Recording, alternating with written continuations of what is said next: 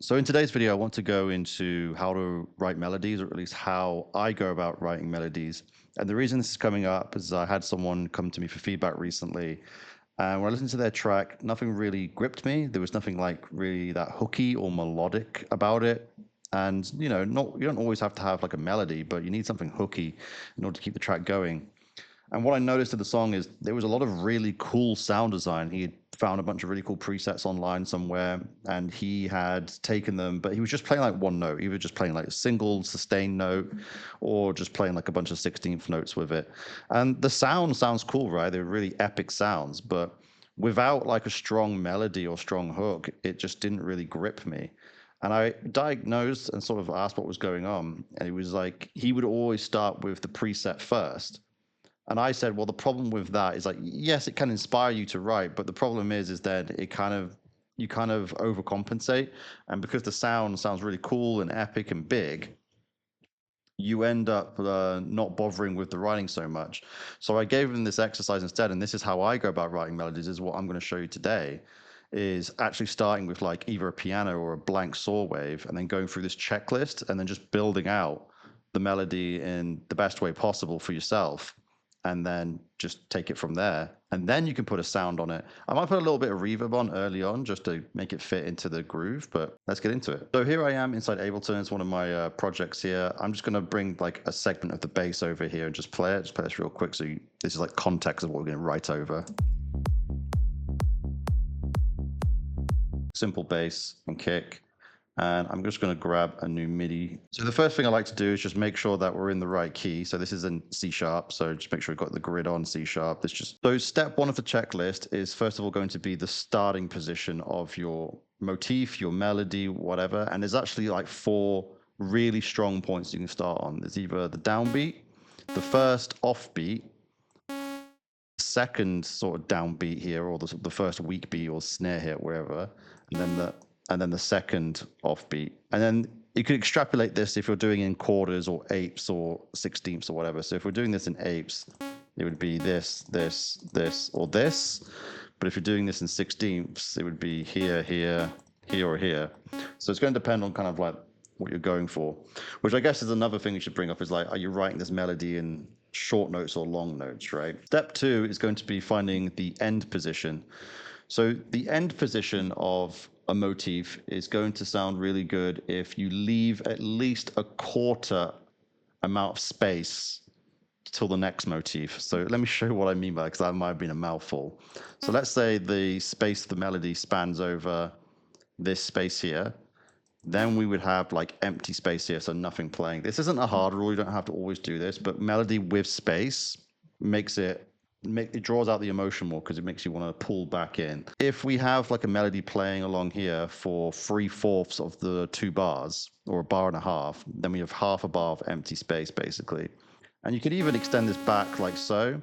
So maybe you have the motif playing here, then the motif not playing anything. And you might put like a call and response in, right? So finding the endpoint. So we're going to go with,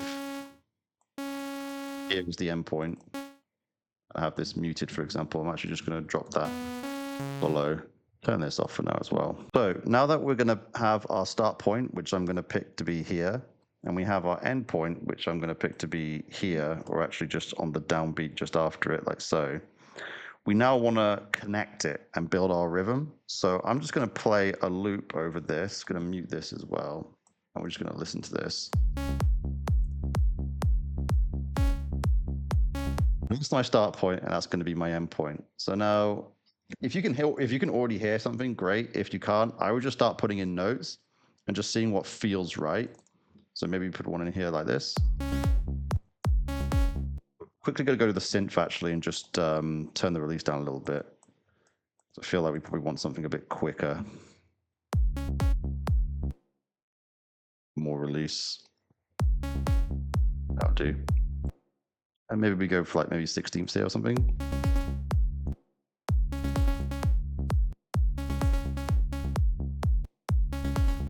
We duplicate that.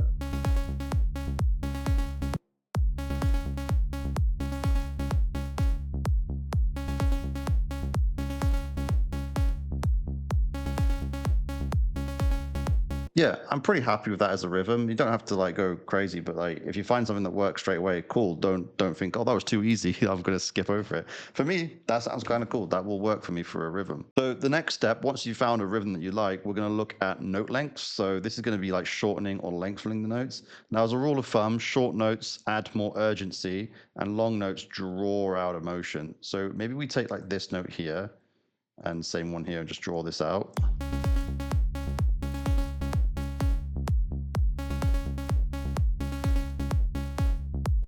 Even longer.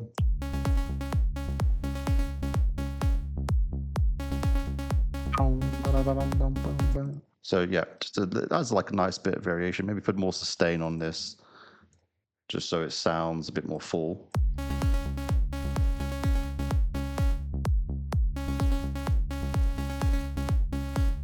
Another thing we could do is probably shorten some stuff. So maybe we grab these like first notes here, maybe these last three, and just shorten them slightly, like so. A bit more staccato-y. Duplicate that across here.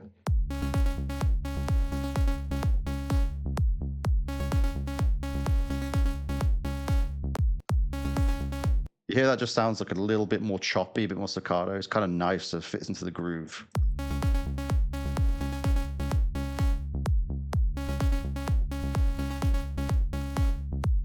Cool. The next step is going to be pitch. So now that we've got the rhythm, maybe we play around with the pitch or pitch bend. I tend not to do both, not at the same time anyway, because it will sound really wacky. Like if you're doing a pitch bend at the same time you're trying to play a melody, you're not really going to get the melody because the pitch is going to be changed. The pitch bend's going to be changing the pitch anyway. I'll try and use a combination of both here to show you what I mean. But generally, you don't want to go too crazy here because it will just confuse the listener. But let's see what we can do.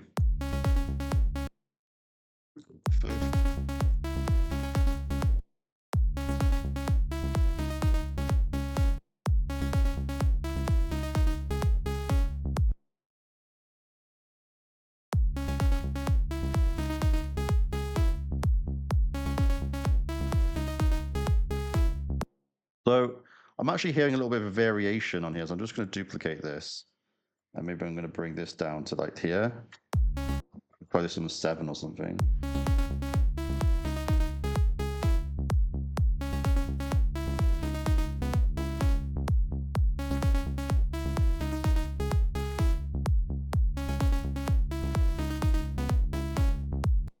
Right, lower.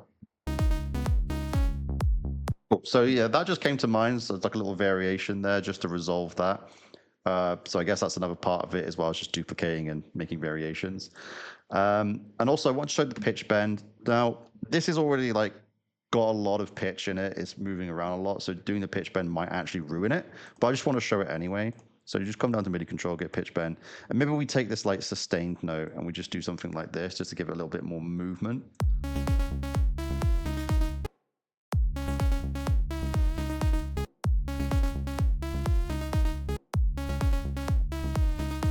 Yeah, I don't really like it. I don't think it really works, but there's an example of like you can pitch bend the long notes.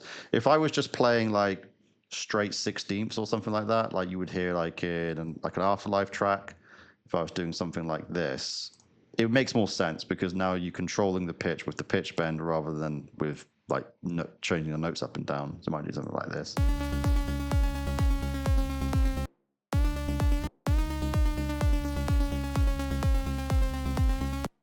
Pitch bend makes more sense when you just have like the same pitch playing all the way through. But I like what we got going here. Let's keep moving on. So another thing we could do is now think about stacking harmonies on top of it. So maybe at some points we like take this and maybe we stack a third on top.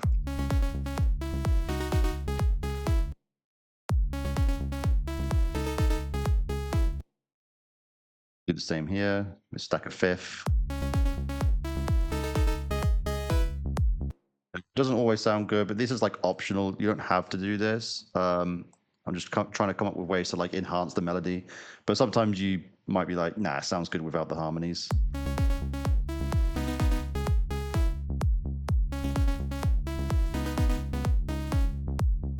So maybe could do that, just like a little bit of fluctuation. And then, so basically, that is the steps I would take to write a melody. And now the next thing we do, these are like optional steps. So we can look at like velocity and like decor. So velocity is going to be really nice to making things sound a bit more alive. So maybe we take, I like to use the ramp function here. So this little ramp function, Ableton's really nice. So at the moment, everything's at 100, but maybe this, we pull this down to like 48 or something. So it goes like, da, da, da. And we'll do the same here.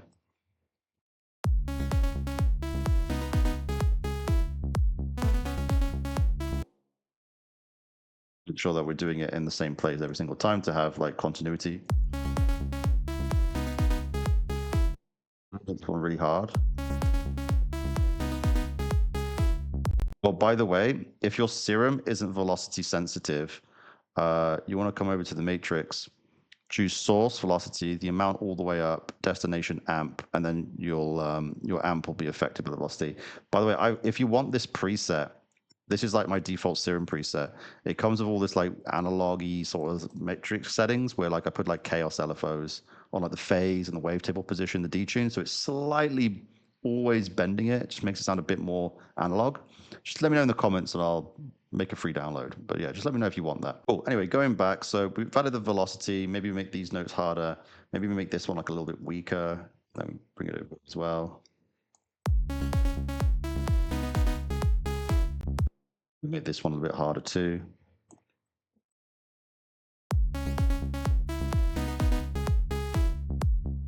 Maybe make this one a bit harder as well.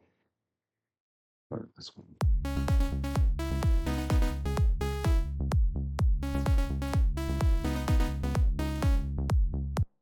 And then we want to talk about like decor notes. Now, I don't think decor notes are going to sound that great here, but these are going to be like things like Flam notes and like 32 notes and stuff like that. So maybe we take, so if you hold down Control and E, you can actually like drag up and down and create like divisions of the note. So this will create a 32 like this. Not really necessary. Maybe we try it here. Like that. Maybe we try something crazy here, like freeze as like a triplet.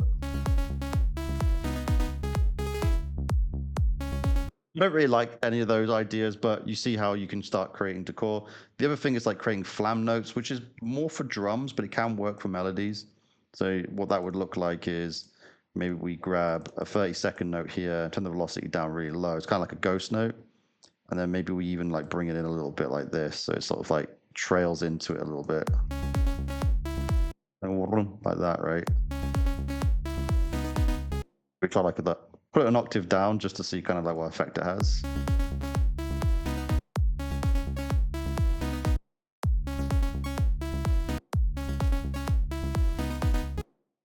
Interesting. Let's see if I can make it a bit longer.